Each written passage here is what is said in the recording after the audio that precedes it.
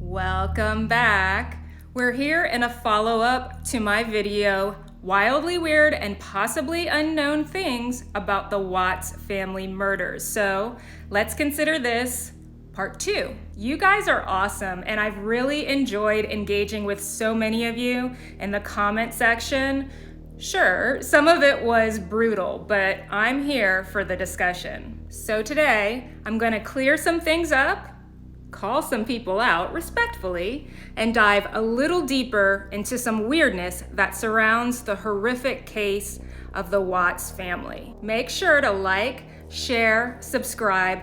I was truly humbled by the bit of growth this channel received through that last video. In fact, I'm trying to think of what to call you subscribers. I'd love to hear some suggestions. I'm considering ice babies. This is the We Need Ice channel, so let me know what you guys think about ice babies. And if you've yet to watch part 1 of this video, I'll link it in the description. You might want to start there, but to each their own. Let's get into it. One thing's for sure, we've got some violently opposing views when it comes to the topic of Nicole Kessinger. So let's go there. The first wildly weird and possibly unknown thing about the Watts family murders in this part 2 video is the date Nicole Kessinger first searched Shanann Watts on the internet. I seem to have aroused some rage when I explained that it is my opinion that Nicole Kessinger did not play a direct role in the tragic unaliving of the Watts victims. Look, I'm not mad at you. In fact, as long as you allow me this platform to express my views, I want to help you get yours heard. At Regina Williams 776 commented on part 1, I was going to subscribe to your channel until ignored the fact that her phone pinged in Frederick the morning of the murders. The fact that she has no alibi of where she was until she clocked out of work around 3 p.m. with no clock in. Also, the Frederick police will not confirm if she was seen on camera entering her workplace that morning. Cover up. How about the fact NK researched this family over a year before multiple times, including the searches on Chris and Shanann before she ever worked at Anadarko? For you to say you're not convinced to have the mindset NK played a role means you're either part of the problem or you have not researched. The facts I just stated are in the discovery. A sincere thank you to my commenter for encouraging more on this topic. Many of you mentioned evidence of Nicole Kessinger Googling or Facebook searching the Watts family in 2017. No problem. Let's look at the discovery docs. Within the approximate 2,000 pages of the discovery file, we can find the grouping of the numbers 2017 in 8 places. Number 1, 2017, as shown here, is used to reference time in military format. Number 2, in a transcript of one of Chris Watts' FBI interviews, the numbers 2017 actually mark 2 lines in the transcript, line 1720 and line 1721.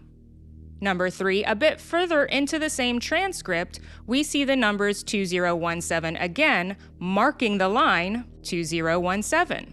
Number 4, here's the first time we find 2017 in the discovery documents as a date.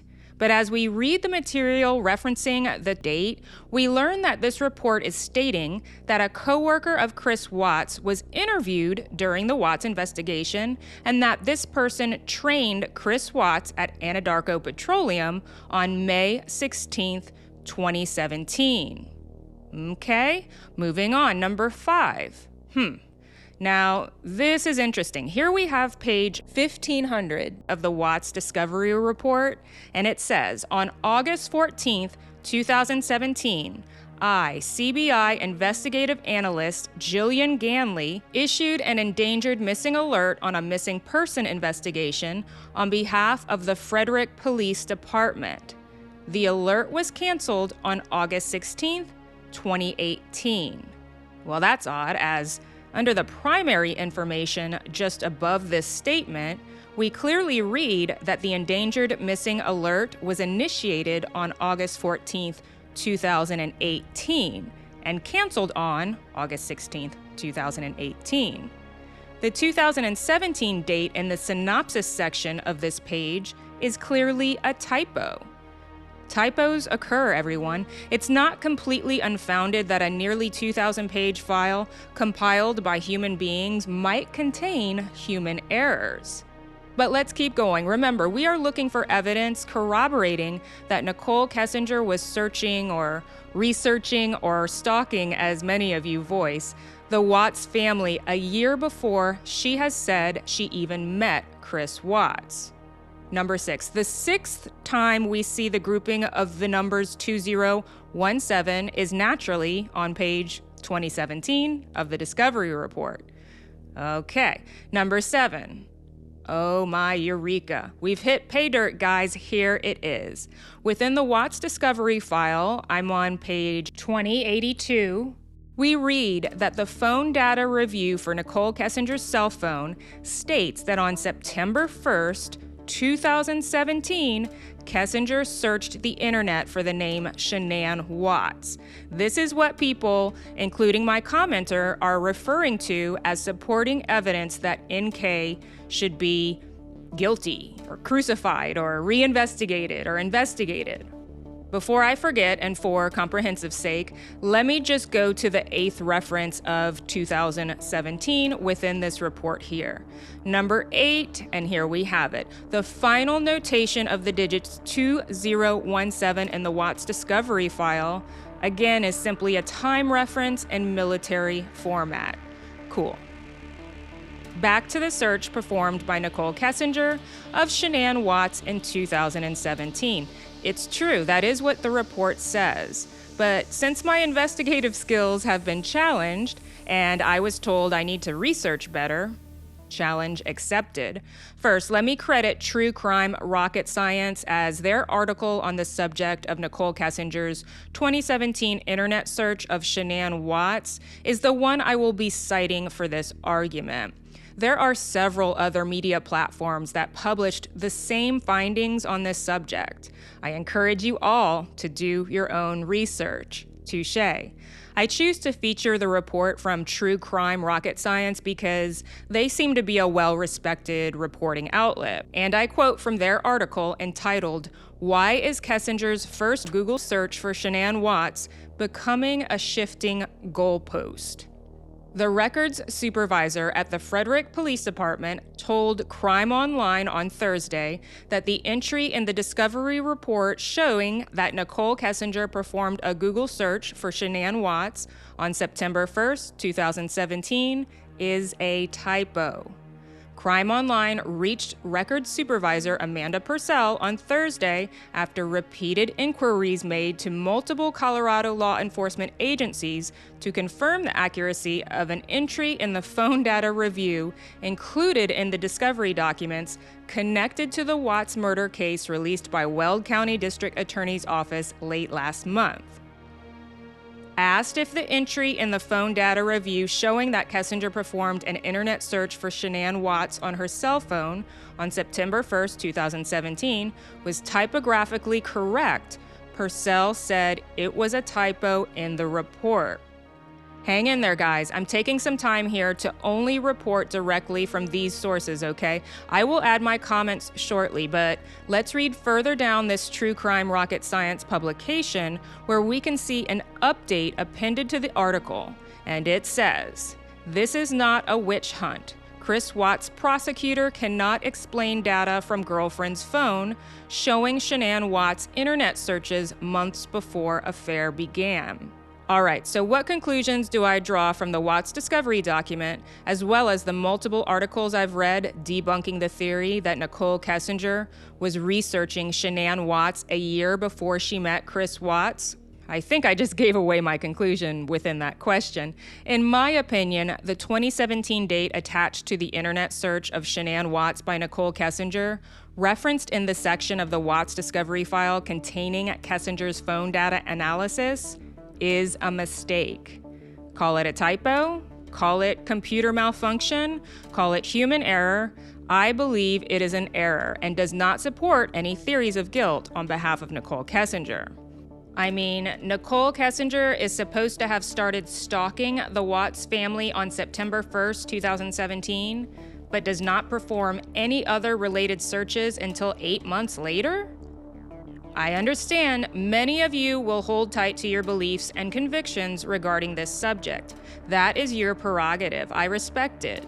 I also understand there are other details some of you, including my commenter, believe provide proof that Nicole Kessinger is a guilty party and was involved in the murder of the Watts family. As I mentioned in part 1, I am not at all saying that I didn't find that NK exhibited suspicious behavior or did some questionable things before, during, and after the Watts tragedy occurred. She did. If anyone would like to continue the discussion in the comments, regardless of your personal stance on the guilt or innocence of Nicole Kessinger as it relates to the 2017 date in the Watts discovery or anything else, I am here for it. I only ask that you be respectful with your comments. That request is not an attempt to censor anyone in any way other than to simply consider the fact that people's differences contribute to making the world go round. We can have healthy debates on these horrifying crimes without being monsters to each other. I want to follow that by saying, I find you all have done a great job at this. I may be calling out some commenters today, but I assure you, I perceived all your comments as thoughtful and respectful, even from those I may have had to agree to disagree with. Number 2 on this part 2 wildly weird and possibly unknown things about the Watts family murders is the autopsy of Shanann Watts. At Teresa Martin, 2155, in the autopsy, this theory was proven wrong. They had no sex, so research more. This is another topic I've received a lot of comments about, all pretty similar in opinion to the one on the screen. Thanks to all for participating. I'm just stumped here. Where on earth is this proof that Shanann and Chris did not have sex prior to her death, contrary to what Chris Watts confessed? My commenter and several others said the proof is in the autopsy, so let's go to the autopsy. And actually, let me reference first from the discovery documents, in which we can find a synopsis of the autopsy findings. And I quote, "The first autopsy performed was on Shanann Watts. Shanann had x-rays taken prior to the autopsy, and I informed Dr. Burson Shanann had a prior neck surgery. Shanann was wearing a purple/gray t-shirt, black bra, blue thong underwear, which were removed and collected as evidence. Shanann appeared to have a large amount of skin slippage and her amniotic sac protruding from her vaginal area. Dr. Burson examined the amniotic sac and removed Shanann's fetus. The fetus was collected as evidence, and CBI laboratory manager Aaron Koning arrived during the autopsy to transport the fetus directly to the CBI's forensic laboratory. During Shanann's autopsy, Dr. Burson pointed out several important findings. Dr. Burson advised Shanann's hyoid bone was not broken, although he pointed out bruising to the soft tissue on the right side of the hyoid bone. Dr. Burson also noted bruising to the muscles and tissue in Shanann's neck. Dr. Burson advised he did not note any other trauma to Shanann's body and found no evidence of disease. Dr. Burson advised Shanann's preliminary cause of death was asphyxiation due to manual strangulation." End quote. I feel like I'm going to have to repeat "I'm no doctor" a few times in this video, so I'll start now. I'm no doctor, but even in this overview of Shanann Watts' autopsy, which one would think should summarize the important findings of the examination of Shanann's post-mortem body, there's no determination on whether or not Shanann had engaged in sex before her death. But don't worry, I'm still on the hook. Let's review the actual autopsy. I'm no doctor, but again, I'm not finding this conclusive proof that Shanann and Chris did not have relations from this report. I'm still here though, so if anyone can direct me to something I am not seeing, please speak up. There's a lot of sensitive information for public scrutiny in this report, but I'm just not finding this hard proof. We can read all about how the fetus of baby Nico was expelled from Shanann's uterus post-mortem, and there's no shortage of graphic descriptions on the conditions of her body, including phrases like skin slippage. But I've yet to be able to agree with some of you that this report answers the question regarding the Watts' marital relations prior to the victim's death. In my opinion, the autopsy does not provide evidence regarding sexual activity one way or the other, meaning I don't find the autopsy to report whether or not Shanann and Chris engaged in sex, period. I'm no doctor, and let me know your thoughts here, but I seem to want to question whether that kind of determination could even be possible considering the state of decomposition of Shanann's body, as well as the amount of various fluids which have been expelled from that area. Makes me really wonder if an accurate conclusion could have been made either way. I'm no doctor, but who gonna check me, boo? Again, many thanks to my commenter for your help with this debate. Lastly, and number 3 on this follow-up to part 1 of Wildly Weird and Possibly Unknown Things about the Watts family murders, Nicole Kessinger deletes evidence. This is another subject I got lots of comments around, and I picked up on some of you being a little disappointed that I didn't go into a deeper dive on this in my part 1 video. We can do that now, although I don't think I can say Nicole deleting her and Chris's communication is an unknown part of the Watts case. And I fear I'm going to be accused of being some devout NK supporter, but I don't know how many times I can say this. That is just not the case. Well, sink or swim, right? Here we go. Let's take a look at some of Nicole Kessinger's interview transcripts.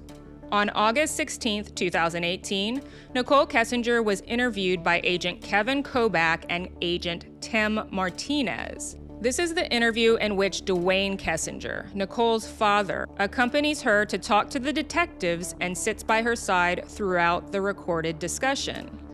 Side note, I've always noticed in these interviews, investigators seem super docile and accommodating to Nicole Kessinger. I remember watching the footage early on when it was released and thinking, I thought this girl was like 32 years old. Why are they treating her like she's some fragile foreigner? I've seen some of you express the same confusion, and I don't know about you, but when I'm drawing conclusions, I try to look for the most logical explanation while considering the facts we know to be true. There's that old adage that goes something like, when you hear hoofbeats, think horse, not zebra.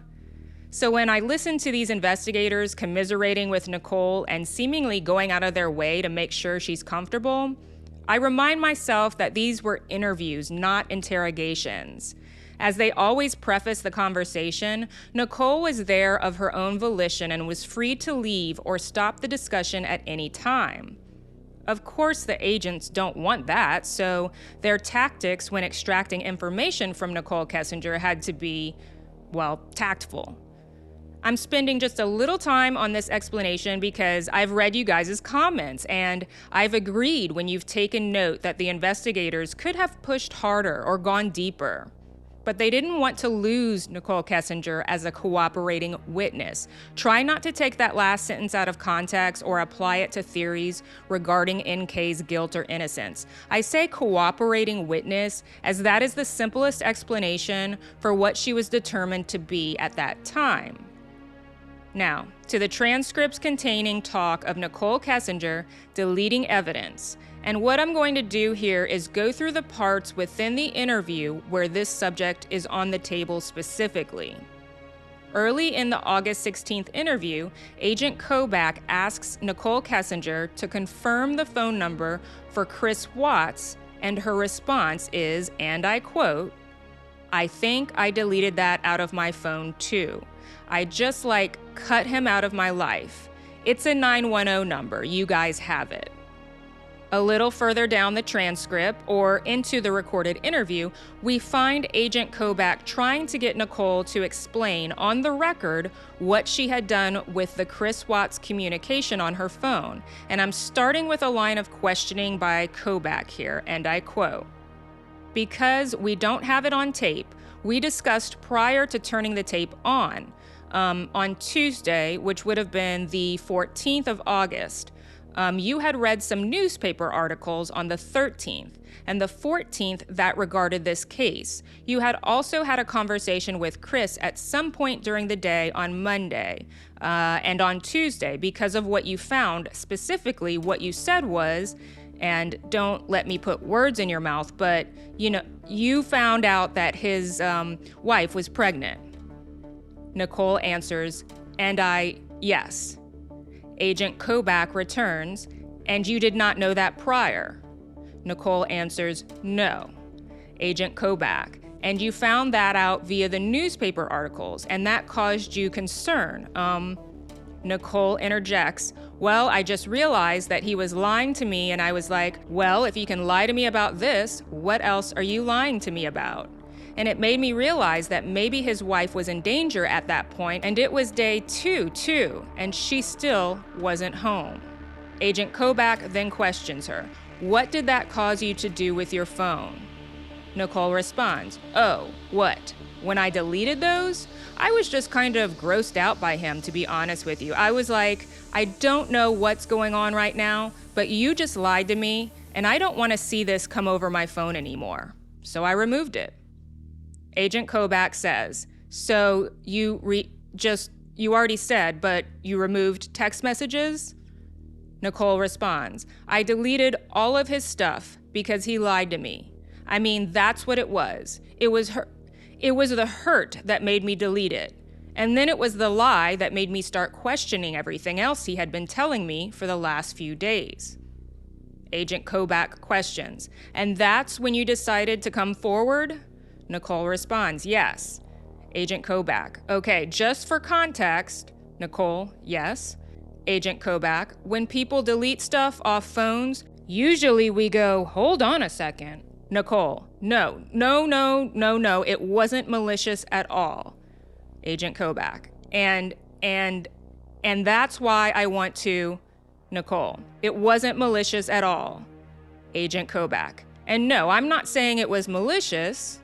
Nicole, he lied to me.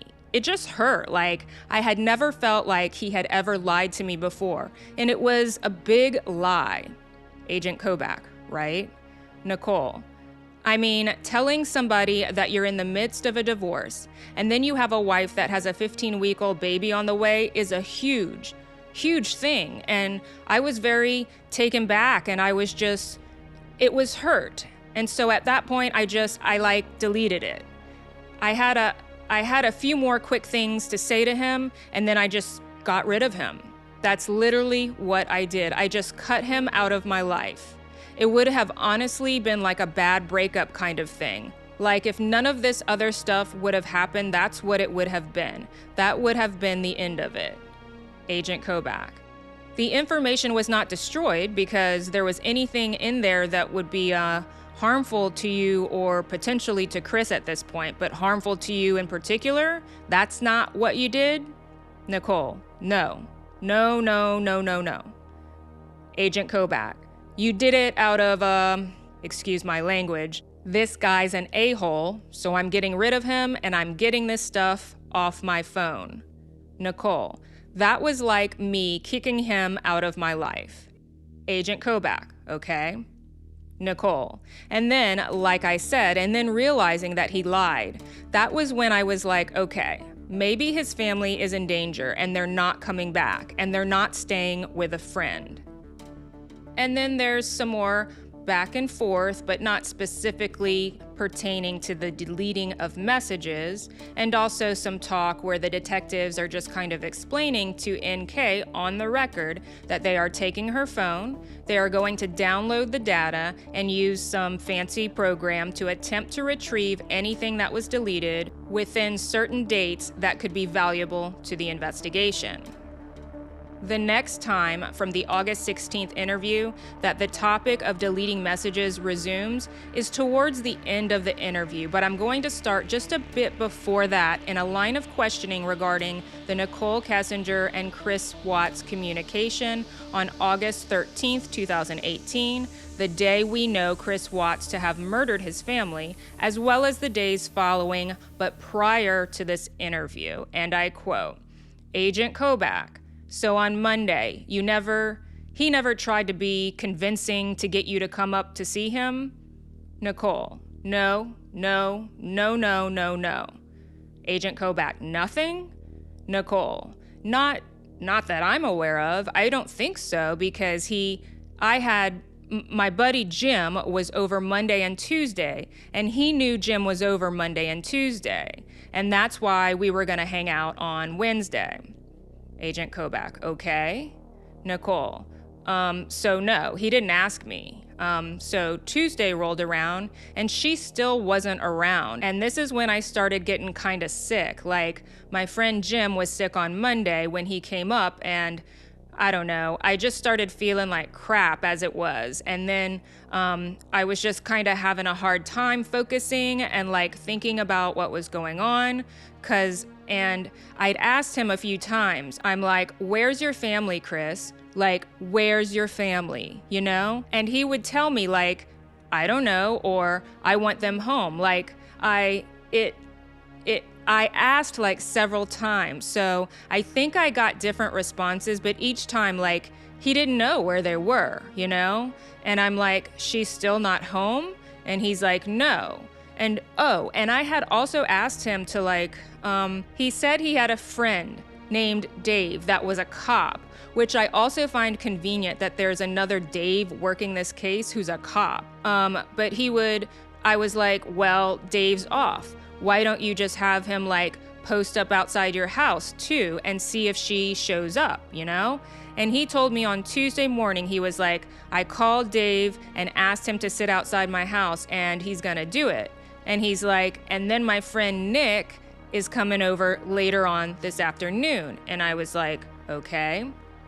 Agent Kobach says, did you ever hear Nick's name before?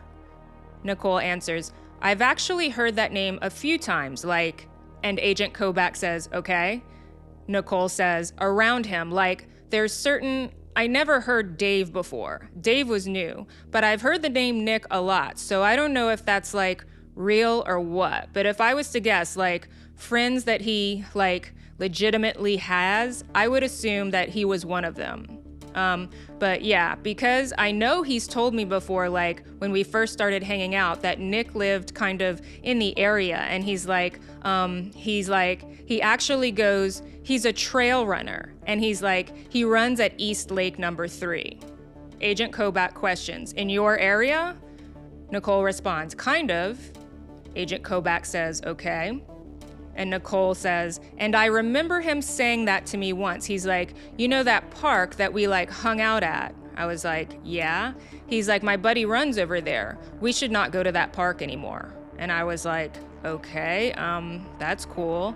And anyways, where were we at? Agent Kobach says, Tuesday morning. Nicole responds, Tuesday morning. Agent Kobach says, we're almost done. Nicole says, I know, I'm trying to just keep it all together here for you guys. Tuesday morning. Oh, so he said Dave was gonna stay outside of his house and Nick was gonna come over that afternoon. I was like, all right. And then I think most of the texting throughout that day was kind of like, have you heard anything? Like, what's going on? It was kind of like me checking up on him. And I don't remember everything, but it wasn't I didn't even make it through the entire workday. Like, I was feeling really, really sick, like in general. And then I decided on my lunch break to get on the internet and look at what was going on with all the reports. And I saw a report that was like, this woman who's 15 weeks pregnant and her 2 daughters are missing. And I was like, whoa, what? And I was just like so floored. And I read a couple other articles just to make sure that, you know how newspapers are, and like just double check. Like, am I really reading this right? And then I'm like, okay. And he had told me previously, like, she says she's pregnant with another man's kid, but he'd said, like, he couldn't kind of tell in North Carolina. But that girl is, like, obviously pregnant. I mean, in her photos, 15 weeks. That's like 4 months. That's pretty far along. And so it's that, like, how would you not know if she's showing? Like, you totally know she's showing. And so, oh my God, I got so sick. I was just like, I need to go. I just like packed my stuff and I left work and I went home. And I remember I told Jim that I was gonna get home early and he wanted to come over right away. And I was just like, I just needed some time to like process what was going on. But I did tell him, I was like, you can come over earlier than you did yesterday, because he didn't want to wait in traffic. That was the thing. He's like, save me some time. So I don't remember what time he got there. I probably still have that text because I don't have any reason to delete those. But he came over a little early, but I did have like a gap of time in there. I don't know how long it was. I bet it was like from the time I got home to the time Jim got there, I bet it was probably like, I don't know, hour and a half maybe, somewhere around there. I remember talking to Chris during this time, and it was like all text. I did not talk to him on the phone at all on Tuesday. And I was pretty upset, where I was just like, I was going back and forth, like, where's your family? This and this and this. But I'm like, she's pregnant, and this and this. And he's like, the baby's not mine. The baby's not mine. And I'm just like, you told me yesterday that you think that when she said she cheated on you, she did it out of spite. And he was like, yeah. And I'm like, so then it's your kid. And he kept denying it. And then like, he started like kind of worrying about us. He'd just be like, well, does this ruin everything with us? This and this and this. And I'm like, no. I'm like, just trying to like, his situation is so much more important right now than like our situation. Agent Kobach says, but his main concern is you and him. Nicole says, kinda, sort of. And I keep like asking him, and I told him numerous times, which is also in the text that you guys will pull. I'm just like, you need to focus on finding your kids and your wife right now. And I was like, and you need to focus on finding all 3 of your kids.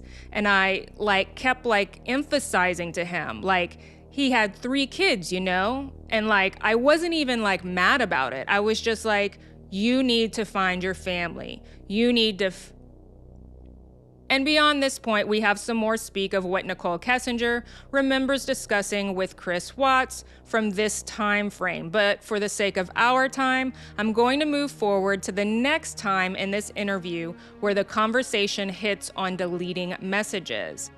And I'm picking up with Agent Kobach once more. Quote, don't beat yourself up over that. Please don't. Nicole, okay. Agent Kobach, okay.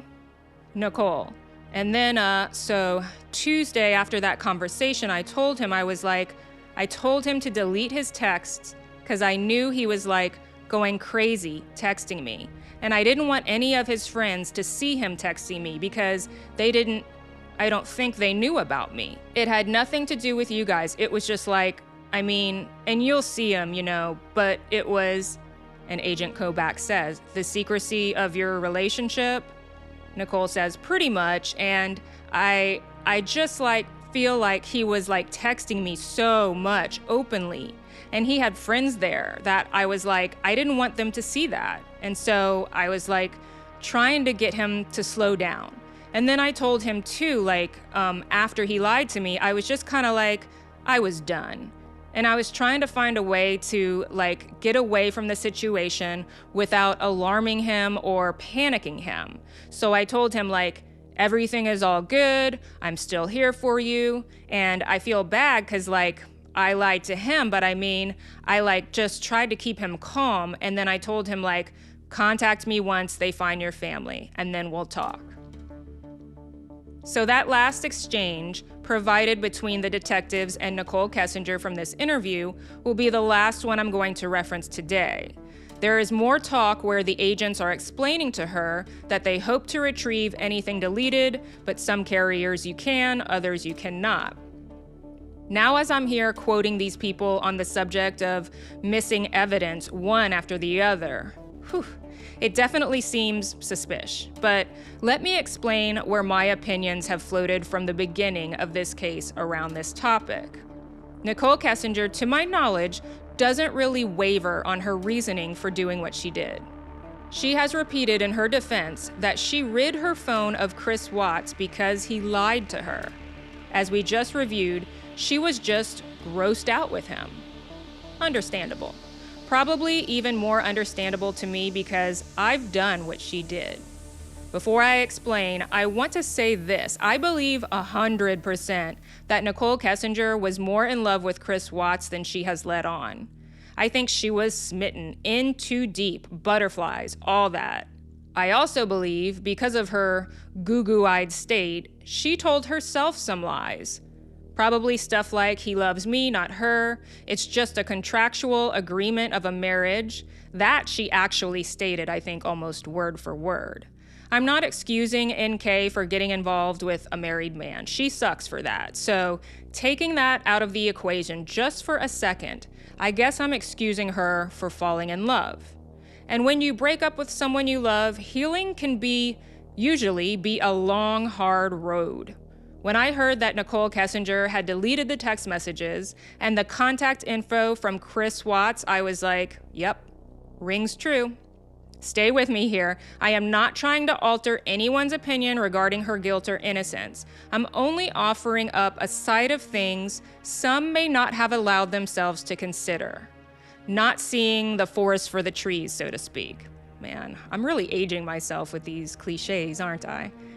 Anyway, I'll speak solely for myself here, but when you go through a breakup with someone you genuinely love, especially when the breakup is a surprise and you haven't had the time to process everything, you feel hurt, of course, but the range of emotions you can expect to encounter over a period of a long time are parallel to the stages of grief. And when you're in your 30s, you know how you process things like this when you've more than likely gone through a couple different breakups in your life.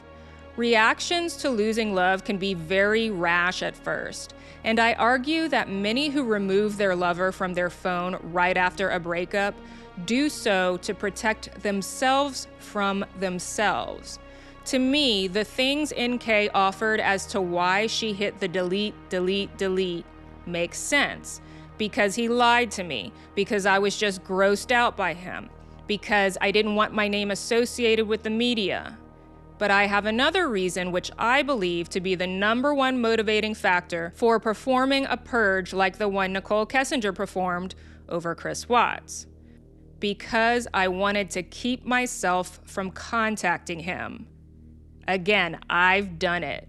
Sometimes with the shocking loss of a love and the understanding that there is no chance for reconciliation, the only way to center your emotions and get the slightest relief is to ensure the smallest possible chance of seeing, hearing, or talking to this person. And a lot of times, you can't even trust yourself. You feel so weak that the only way to take control of the situation and the hell of emotions you're experiencing and can expect to experience is by completely removing the memory and temptation. When in the past I've resorted to removing an ex from my life digitally, the process is as follows. 1. Delete text message thread. 2. Delete any voicemails. 3. Delete the call history. 4. Delete the contact entirely. And it's imperative to do this step following the others, because if you delete the contact first, you then have to look at their number over and over again while you are searching for it in order to delete the messages, voicemails, and calls. Nowadays, people don't remember phone numbers by heart, even of loved ones. So by performing the steps in order, you're protecting yourself from even unconsciously retaining the digits in your memory.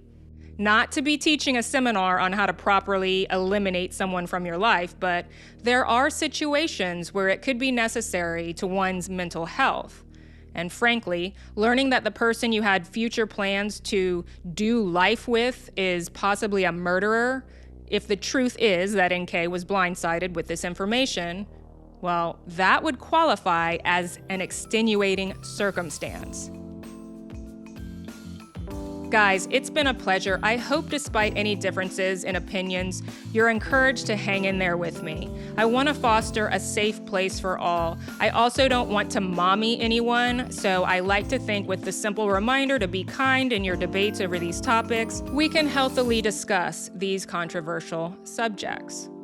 Like, share, subscribe, ding ding the bell. I love you guys. See you next time.